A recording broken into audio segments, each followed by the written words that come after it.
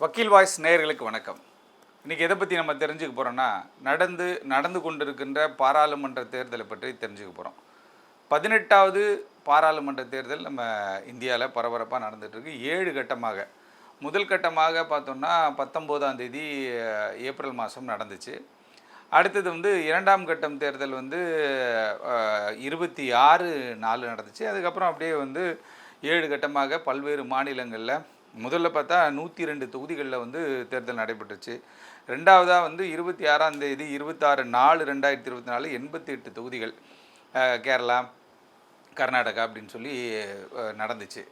இந்த அடுத்து 7 கட்டமாக இந்த தேர்தல் முடிஞ்சு ஜூன் மாதம் ஜூன் 1 7வது கட்ட தேர்தல், ஜூன் 4ஆம் தேதி நமக்கு ரிசல்ட்டு. எதுக்காக ஒரே நாடு ஒரே தேர்தல் நம்ம ஒரு சைடு பேசுகிறாங்க, இருந்தாலும் ஒரு நாட்டினுடைய தேர்தல் நடத்துவதற்கு 7 கட்டங்களாக நம்ம தேர்தலை நடத்தி முடிக்க வேண்டிய ஒரு சூழலில் இருந்து கொண்டிருக்கோம். இருந்தாலும் இந்த 18வது பாராளுமன்ற தேர்தல் என்ன சொல்லுது? இந்த தேர்தல் நியாயமாக நடந்துகிட்டு இருக்கா? இந்த தேர்தலில் என்னென்ன விஷயங்கள்லாம் நடைபெற்றிருக்கு? இந்த தேர்தலுக்கு எவ்வளோ செலவாயிருக்கு அப்படின்றத பற்றி இந்த வீடியோவில் நம்ம பார்க்க போகிறோம். அதாவது உலகத்திலேயே அதிக மக்கள் ஓட்டு போடக்கூடிய ஒரு தேர்தல் எந்த தேர்தல்னு பார்த்திங்கன்னா இந்தியாவினுடைய இந்த லோக்சபா தேர்தல் தான். இதில் பார்த்திங்கன்னா 96.6 கோடி பேர் வாக்காளர்கள் இருக்காங்க. உலகத்தில் வேறு எந்த நாட்டிலுமே இவ்வளோ வாக்காளர்கள் இல்லை. இருந்தாலும் இதில் என்ன கேட்டால் இவ்வளோ வாக்காளர்கள் இருந்தும் பல இடங்களில் இப்போ இந்த இரண்டாம் கட்டம் தேர்தலே பார்த்திங்கன்னா போன தடவையோட இந்த தடவை கம்மியாக தான் ஓட்டு போலிங் ஆகிருக்கு. போன தடவையோட இந்த தடவை குறைவான வாக்காளர்கள் தான் வாக்களிச்சிருக்காங்க. முதல் கட்ட தேர்தலையும் பார்த்திங்கன்னா பல இடங்களில் எங்களுக்கு ஓட்டு இல்லை, ஓட்டு காணாமல் போச்சு அப்படின்ற ஒரு புகார் இருந்துச்சு. எங்கள் வாக்கு எங்கே போனதுன்றலாம் ஒரு பக்கம் பேசிகிட்டு இருந்தாங்க. இருந்தாலும் இந்த தேர்தலில் தேர்தல் ஆணையம் ஒரு பெரிய ஜனநாயக திருவிழாவாக என்னென்னவோ விளம்பரங்கள் ஏதோ பண்ணி என்னென்னவோ டென்ஷன்லாம் பண்ணி அவங்க இந்த எலெக்ஷன் நடத்தணும் அப்படின்னு முயற்சி பண்ணாலும் கூட அப்படி 100% போலிங் இல்லை, ஒரு 95 இல்லை ஒரு 89 இது மாதிரி ஒரு ஒரு ஒரு பிரம்மாண்டமான மக்கள் எல்லாம் போய் என் நாட்டை யார் ஆள வேண்டும், என் நாட்டுக்கு என்ன நடக்க வேண்டும் அப்படின்னு சொல்லி ஒரு தீர்மானம் பண்ணணும் அப்படின்னு முடிவு எடுக்காமல் இவங்க என்ன பண்ணுறாங்கன்னு கேட்டிங்கன்னா நிறைய பேர் ஆப்சென்ட் ஆகிறாங்க. அப்படி ஆப்சென்ட் ஆகிறவங்கெல்லாம் தான் நிறைய பேசுவாங்க. அதாவது இது நடக்கலை அது நடக்கலைன்னுவா. நீ ஓட்டு போட்டியா? ஃபஸ்ட்டு ஓட்டு போடாமல் இவங்க என்ன பண்ணுறது கேட்டால் இல்லாத கதையெல்லாம் பேசுகிறது. அதுவும் இல்லாமல் குறிப்பாக இதில் ஒரு விஷயத்தை நம்ம தெரிஞ்சுக்கணும். தேர்தல் ஆணையம் என்ன கேட்டால் நல்ல படித்த வல்லுநர்கள், பெரிய பெரிய ஆட்கள்லாம் இருக்காங்க, அதில் மாற்றுக்கிறதே கிடையாது. இருந்தாலும் இந்த முறை முதல்கட்ட தேர்தலில் ஏன் வாக்குப்பதிவு குறைவானது அப்படின்னா, எப்பயுமே அந்த ஒரு தவறை இவங்க மீண்டும் செய்யக்கூடாதுன்றதுக்காக தான் நம்ம அதை சொல்கிறோம். யாராக வேணா இருக்கட்டும், அதை பற்றி நமக்கு பிரச்சனை கிடையாது. தேர்தல் ஆணையத்திற்கான ஒரு வேண்டுகோளாகவே நம்ம இதை வைக்கலாம். ஏன்னு கேட்டால் வெள்ளிக்கிழமை தேர்தல் அப்படின்னு போட்டோன்னே வெள்ளி, சனி, ஞாயிறு 3 நாள் லீவு. ஸ்ட்ரெயிட்டாக ஊருக்கு போகிறோம், மாமா பசங்களோட போயிட்டு ஃபால்ஸில் குளிக்கிறோன்னு பிளான் பண்ணிட்டானுங்க நம்ம ஆளுங்க. அப்படி இருக்கும் பொழுது அந்த தேர்தலில் எப்பவுமே திங்கட்கிழமையோ இல்லை ஒரு செவ்வாய்க்கிழமையோ ஒர்க்கிங் டேஸில் வச்சு அடுத்த நாள் ஆஃபீஸ் போகணும் அப்படி இப்படின்னு ஏதாவது ஒரு கமிட்மெண்ட் இருக்கும். ஆனால் இதை போயிட்டு என்ன பண்ணாங்கன்னா லீவ் நாளில் கொண்டு போய், அதாவது ஃப்ரைடே வைக்க ஆரம்பித்தோன்னா ஃப்ரைடே கவர்மெண்ட் ஹாலிடே, எலெக்ஷன் அன்றைக்கி கம்பெனிஸு, ஸ்கூல் எதுவுமே நீங்கள் ஆர்கனைசேஷன்லாம் இருக்கக்கூடாது, நிறுவனங்கள் கம்பல்சரி லீவ் விடணும் அப்படின்னு சொல்லி ஒரு உத்தரவு. அப்படி இருந்தாலும் கூட தேர்தலுடைய வாக்குப்பதிவு மிகவும் குறைவாயிடுச்சு. ஒரு ஜனநாயக நாட்டில் உலகத்திலேயே அதிக வாக்காளர்கள் ஓட்டு போடக்கூடிய ஒரு தேர்தல் தான் இந்தியாவினுடைய லோக்சபா எலெக்ஷன். அந்த லோக்சபா எலெக்ஷன் 7 கட்டமாக நடந்தாலும் கூட மக்கள் மத்தியில் விழிப்புணர்வு ஏற்படலை, ரொம்ப கம்மியாக தான் இருக்குது இப்போ வரைக்குமே. ஏன்னு கேட்டால் வெள்ளிக்கிழமை லீவு, கவர்மெண்ட் ஹாலிடே, எலெக்ஷனு, சனி ஞாயிறு அப்படின்னும் போது லீவை போட்டு ஒகேஷனுக்கு டூரை கிளப்பிட்டாங்க அப்படின்ற ஒரு குற்றச்சாட்டு ஒரு பக்கம் இருக்குது. இருந்தாலும் இந்த தேர்தல் ஆணையம் தேர்தல்னால் என்ன நடக்குது? 26 ஏப்ரலில் பார்த்திங்கன்னா 2 கட்டமாக நடந்து முடிஞ்சிச்சுங்க. அடுத்து ஜூன் 1 7th ஃபேஸு அப்படியே அடித்து தூள் பண்ணுறாங்க. உத்தரப்பிரதேசம் அந்த பக்கம் ஃபுல்லாக, நார்த் ஃபுல்லாக ஜூன் 1 தாங்க தேர்தல். அப்படியே எல்லாருமே களை கட்டிக்கிட்டு இருக்கு. இப்படி இருக்கும்பொழுது 2019 பாராளுமன்ற தேர்தலை பொறுத்தவரையில் 60,000 கோடி ரூபாய் செலவு செஞ்சுருக்கேன் அப்படின்றாங்க. தேர்தல் ஆணையம் 60,000 கோடி ரூபாய் செலவாயிருக்குப்பா இந்த தேர்தல் நடத்தி முக பாக்ஸ் எடுத்துகிட்டு போக, போலீஸு அது இது எலெக்ஷன் செலவு வர போனது வந்தது எல்லாமே சேர்த்து 60,000 கோடி ரூபாய் செலவாயிருக்கு இது ஒரு அமைப்பு என்ன பண்ணுறாங்கன்னா ஒரு கணக்கு ஒன்று போடுறாங்க. அப்போ இந்த தேர்தலுக்கு எவ்வளோ ஆகும் அப்படின்னு பார்த்தா, போன வாட்டி 60,000 கோடி ஆச்சு, இந்த வாட்டி 1,02,000 கோடி சம்திங் ஆகுன்ற மாதிரி தான் ஒரு கணக்கு இருந்துச்சு. ஆனால் ஒரு வாக்காளருக்கு சுமார் 1,400 கணக்கு வருது ஒரு ஓட்டருக்கு. அப்போ போடாத ஓட்டரெலாம் என்ன கணக்காச்சுன்னு தெரில, அது எதை வச்சு கணக்கு பண்ணுறாங்கன்னு தெரில. 1,400 போடும் பொழுது 1,35,000 கோடி செலவாகி இருக்கிறதாக ஒரு கணக்கு சொல்கிறாங்க.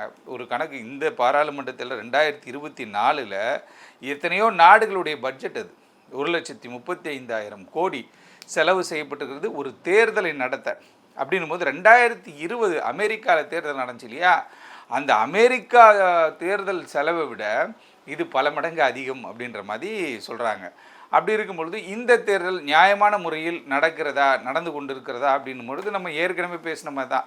என்னென்னா இப்போ இந்த தேர்தல் பறக்கும் படை நம்ம என்ன கேட்டால் நானே ஸ்பெசிஃபிக்காக ஒரு மெயிலே தேர்தல் ஆணையத்திற்கு போட்டிருக்கோம். என்னென்னு கேட்டால் தேர்தல் ஆணையம் இந்த பறக்கும் படை பறக்காத படைன்ற படையெல்லாம் சொன்னாங்க இல்லையா, இந்த படைகள்லாம் முறையாக செயல்படுகிறதா, இல்லை அவங்களுக்கு போதிய பறக்கும் படைகள் இருந்ததா.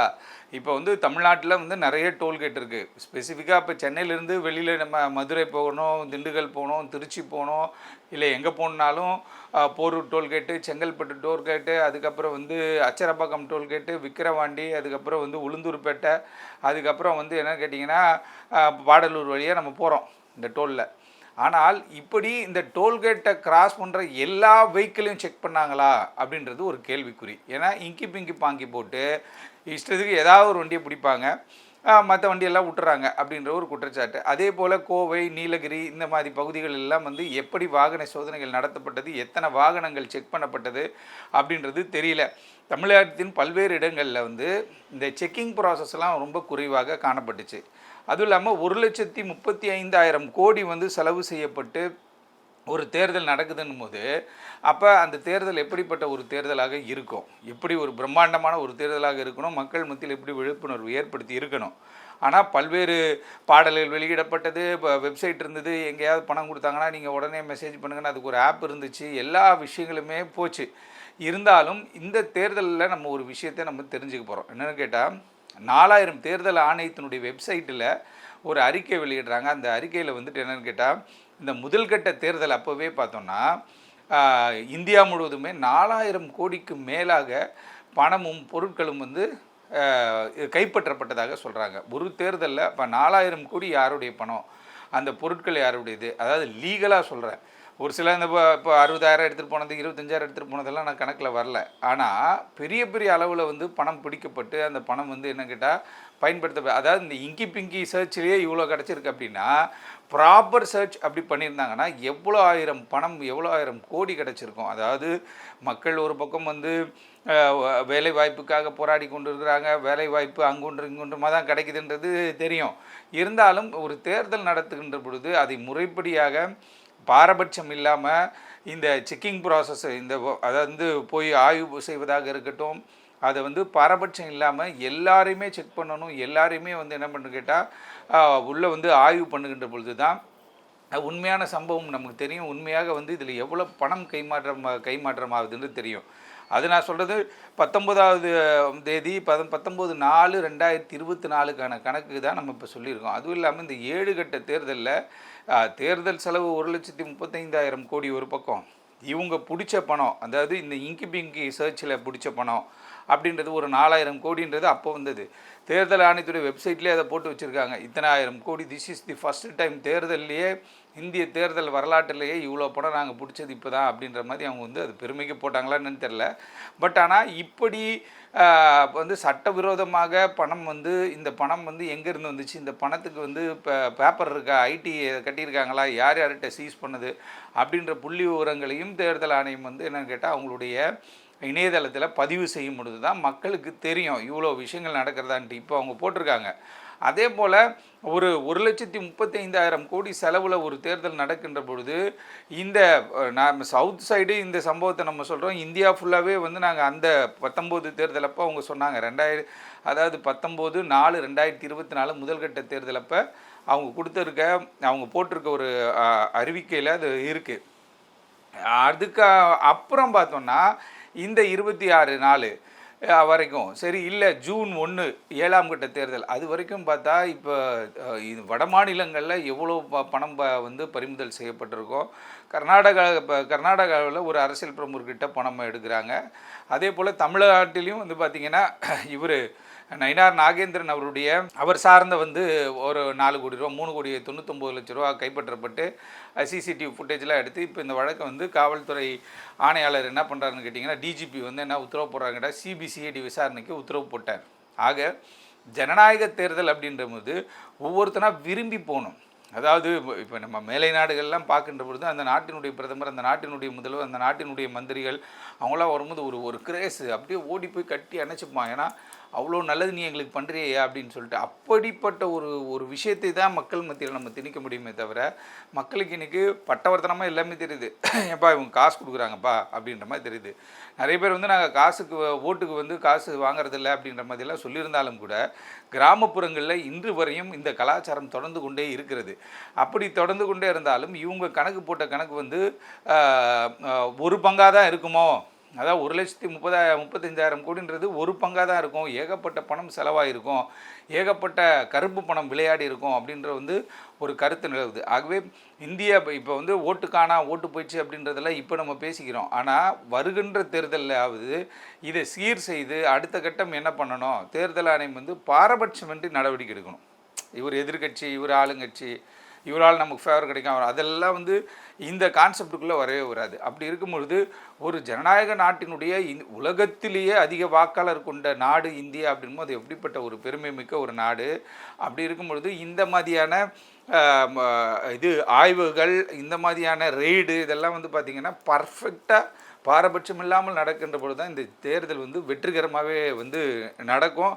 அதே மாதிரி ஜூன் 1ஆம் தேதி வரையும் இந்த தேர்தல் ஆணையத்தினுடைய இந்த நடைமுறை வந்து இருந்துக்கிட்டே இருக்கும். அப்போ இப்போ இந்த 2019 வரைக்கும் வந்து தேர்தல் ஆணையம் வெளியிட்டதில் 4,000 கோடிக்கு மேல் நாங்கள் வந்து சீஸ் பண்ணியிருக்கோம், நாங்கள் வந்து சர்ச் பண்ணி கண்டுபிடிச்சிருக்கோம், வாகன சோதனையில் பிடிச்சிருக்கோம் அப்படின்னு சொன்னாலும் கூட அதில் ஒரு 100-150 கோடி விட்டுருங்க லீகலாக இருக்கும். மீதி எல்லாத்திற்குமான கணக்கு என்ன, யாரிடமிருந்து இந்த பணம் வருகிறது, இந்த ஜனநாயக திருவிழா நேர்மையான முறையில் நடைபெற்று கொண்டிருக்கிறதா என்பதை ஆய்வு செய்யணுன்றதுக்காக உச்சநீதிமன்ற தலைமை நீதிபதிக்கு மெயில் அனுப்பியிருக்கோம், தேர்தல் ஆணையத்திற்கு மெயில் அனுப்பியிருக்கிறோம். ஏன்னு கேட்டால் ஒரு எலெக்ஷன்னா ஒரு பொங்கல், ஒரு தீபாவளி அப்படின்ற மாதிரி ஒரு ஃபங்க்ஷன் கிடையாது. இது வந்து என்னென்னு கேட்டால் இது நம்மளுடைய கடமை. அன்றைக்கி நான் ஓட்டு போடுறத தவிர எனக்கு வேறு எந்த வேலையுமே கிடையாதுப்பா, ஓட்டு போட்டு தான்ப்பா நான் சாப்பாடே சாப்பிடுவேன் அப்படின்னு முடிவு பண்ணோம். அதை விட்டுட்டு காலையில் எலெக்ஷன் அன்றைக்கி லீவு போட்டோன்னா பாய் கடையில் போய் பிரியாணி வாங்குறேன், பாய் கடையில் போய் கறி வாங்குறேன்னு போகிறாங்க பாருங்கள். அவங்களால தான் இந்த மாதிரியான சிக்கல்கள் ஏற்படுகிறது. ஓட்டு போடுறதுல உனக்கு என்ன முக்கியமான வேலைன்னு எனக்கு தெரியல. ஆகவே இந்த தேர்தல் முடிவு எப்படி இருக்குன்றது வந்து தேர்தல் ஆணையத்தினுடைய செயல்பாடுகள், அதுவும் இல்லாமல் அப்படின்னு கேட்டால் தேர்தல் ஆணையம் வந்து நிறைய நல்ல நடவடிக்கைகள் எடுத்துகிட்டு இருக்காங்க. அவங்களுடைய நல்ல நடவடிக்கைகளை பொறுத்து இந்த தேர்தல் முடிவுகள் எப்படி வருகிறது பொறுத்திருந்து பார்ப்போம். நன்றி, வணக்கம்.